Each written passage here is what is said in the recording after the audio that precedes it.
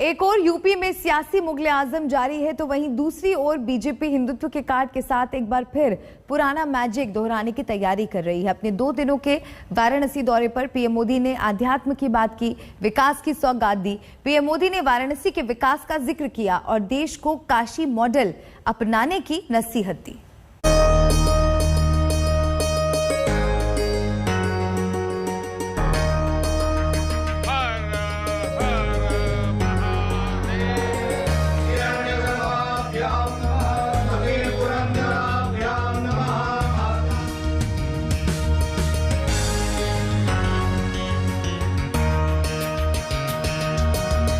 आस्था का आलोक और विकास की चमक, प्रधानमंत्री मोदी की सियासी साधना का यह संपूर्ण सार है।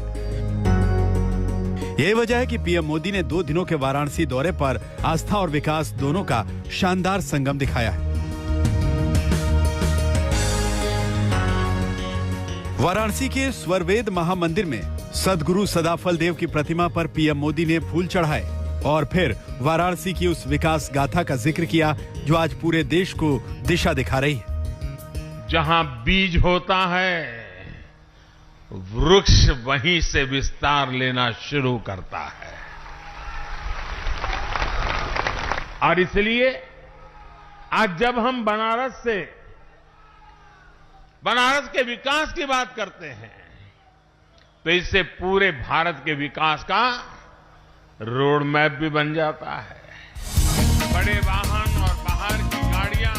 प्रधानमंत्री मोदी ने वाराणसी में सनातन संस्कारों की बात की, धर्म नगरी में नई शुरुआत की और कर्म के जरिए बदलाव की सौगात दी। सुंदरीकरण का काम हुआ है। पीएम मोदी ने बीजेपी शासित 12 राज्यों के मुख्यमंत्रियों के साथ बैठक की, उनके राज्यों में चल रही योजनाओं की समीक्षा की और विकास कार्यों को लेकर सभी मुख्यमंत्रियों को नसीहत दी। पीएम मोदी के साथ बैठक में यूपी, गुजरात, गोवा, हरियाणा, हिमाचल प्रदेश, एमपी, असम, अरुणाचल प्रदेश, कर्नाटक, मणिपुर और त्रिपुरा के मुख्यमंत्री शामिल रहे। विकास को लेकर यह पीएम मोदी की संकल्पना की ही झलक है कि काशी विश्वनाथ कॉरिडोर के लोकार्पण के बाद प्रधानमंत्री सोमवार देर रात एक्शन में नजर आए। सीएम योगी के साथ उन्होंने काशी विश्वनाथ कॉरिडोर का मुआयना किया। पीएम ने बनारस की गलियों में विकास कार्यों का जायजा लिया। रात के 1:15 बजे बनारस रेलवे स्टेशन पहुंचे। काशी में प्रधानमंत्री मोदी ने कल से आज तक के बीच भक्ति और विकास का जो समागम पेश करने की कोशिश की, उसे आज उन्होंने एक बार मुखर होकर कहा भी।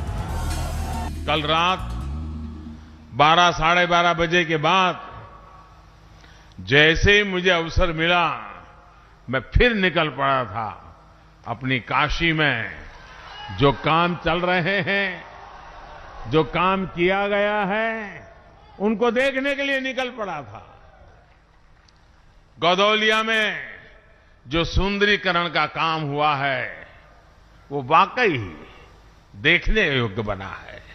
इस बदलाव से काशी ने ये दिखाया है कि इच्छा शक्ति हो तो परिवर्तन आ सकता है।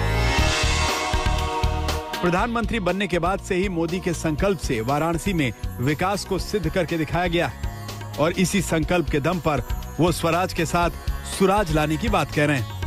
आज आजादी के अमृत काल में भारत के लिए जितना महत्वपूर्ण स्वराज है, उतना ही महत्वपूर्ण सुराज भी है। हम दोनों का रास्ता भारतीय ज्ञान, विज्ञान, जीवन शैली और पद्धतियों से ही निकलेगा। उधर काशी में पीएम मोदी के इस दौरे को यूपी चुनावों में बेड़ा पार करने की कोशिश के लिहाज से भी देखा जा रहा है। लेकिन यह बात साफ है कि काशी कॉरिडोर के साथ पीएम मोदी ने वाराणसी को बदल देने की ऐसी सौगात दी है जो सियासत से कहीं ज्यादा बड़ी है। ऐश्वर्या पालीवाल, समर श्रीवास्तव, हिमांशु मिश्रा के साथ कुमार अभिषेक, वाराणसी, आज तक। पहले जिन्ना पर विवाद और अब औरंगजेब पर बवाल। यूपी में मानो सियासी मुगले आजम शुरू हो गई है। उत्तर प्रदेश का विधानसभा चुनाव जैसे जैसे करीब आता जा रहा है, जुबानी हमलों का दौर तेज हो रहा है। प्रधानमंत्री मोदी के 2 दिनों के काशी दौरे को लेकर अखिलेश ने कुछ ऐसी टिप्पणी की कि पूरी बीजेपी ही उन पर हमलावर हो गई। बीजेपी नेताओं ने अखिलेश की सोच को औरंगजेब जैसा बताया तो अखिलेश यादव ने लाल टोपी वाले तंज की नई व्याख्या की और बीजेपी नेताओं के खून का रंग पूछ लिया।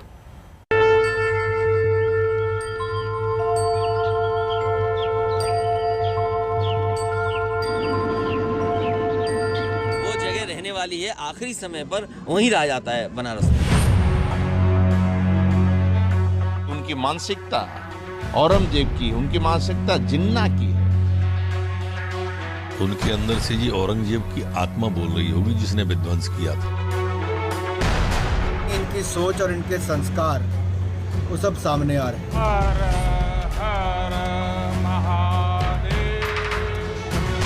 अखिलेश यादव पर हमले की ये नई किस्त है। बीजेपी नेताओं के बयानों की लंबी फहरिस्त है।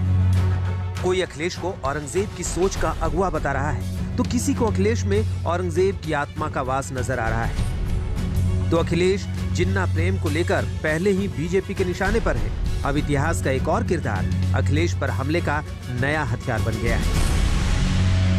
शर्म की बात है कि अखिलेश यादव जी सपा के मुखिया प्रधानमंत्री पर ओछी टिप्पणी करते हैं। यह दर्शाता है कि उनकी मानसिकता औरंगजेब की, उनकी मानसिकता जिन्ना की है। इन्हीं मित्रों, उनकी सोच राम भक्तों पर जिस प्रकार गोलियां चलवाएं वही उनकी सोच है।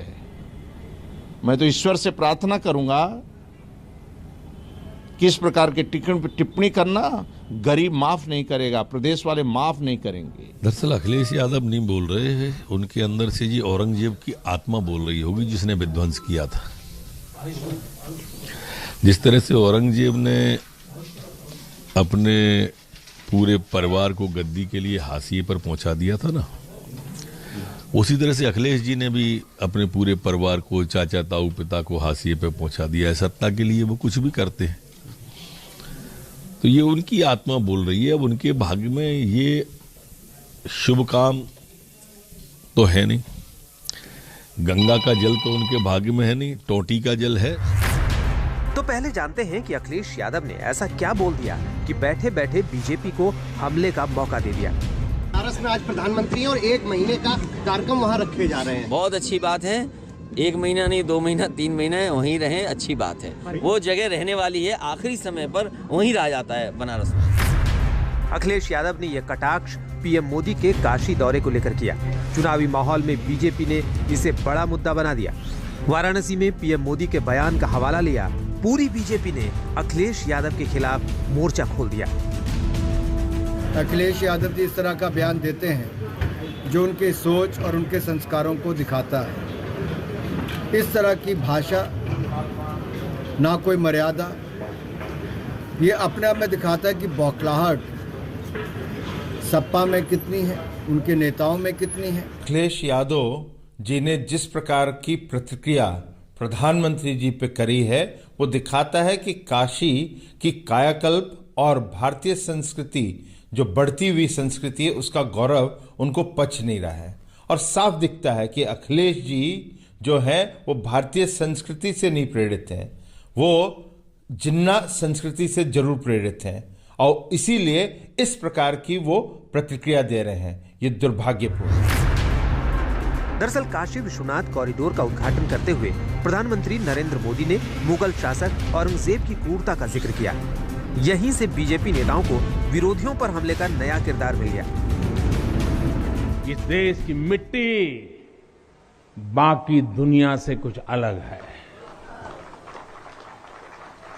यहां अगर औरंगजेब आता है तो शिवाजी भी उठ खड़े होते हैं। साफ है कि यूपी की सियासत में जुबानी जंग बड़ी है। जिन्ना औरंगजेब से लेकर लाल टोपी तक पर लड़ाई छिड़ी है। ये लाल टोपी वालों को सत्ता चाहिए, घोटालों के लिए, अपनी तिजोरी भरने के लिए, अवैध कब्जों के लिए, माफियाओं को खुली छूट देने के लिए। लाल टोपी वालों को सरकार बनानी है, आतंकवादियों पर मेहरबानी दिखाने के लिए, आतंकियों को जेल से छुड़ाने के लिए।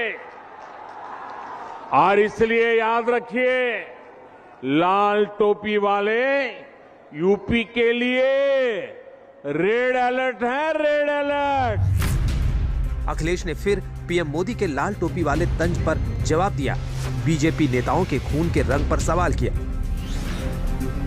भारतीय जनता पार्टी नहीं समझ सकती लाल रंग, क्योंकि लाल रंग इमोशन का है।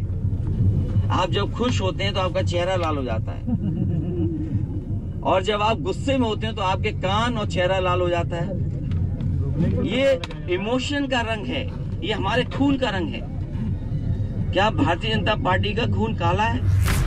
पिछले हफ्ते जब लाल टोपी वाला सियासी विवाद छाया था तो अखिलेश ने इसे बीजेपी नेताओं के डर का नतीजा बताया था। ये जो जन समर्थन उत्तर प्रदेश में जुट रहा है, जो सभाओं में लोग आ रहे हैं, जिस तरीके से किसान, नौजवान, व्यापारी सब एक साथ समर्थन दे रहे हैं, इसी की वजह से भाषा भारतीय जनता पार्टी की बदली है। और लगातार चुनाव में वो भाषा बदलते हैं। जैसे जैसे चुनाव करीब आएगा, इससे भी खराब भाषा आपको सुनने को उत्तर प्रदेश से मिलेगी। अब औरंगजेब के बहाने अखिलेश यादव पर बीजेपी के हमले की नई कड़ी है। यूपी के चुनावी समर में प्रतीकों की ये लड़ाई बड़ी है। हर दल, हर नेता के अपने अपने दांव हैं। चुनावी जंग बड़ी है। ये यूपी का चुनाव है। लखनऊ से कुमार अभिषेक और हिमांशु मिश्रा, भोपाल से रवीश पाल सिंह के साथ पॉल मिसाह, दिल्ली आज तक।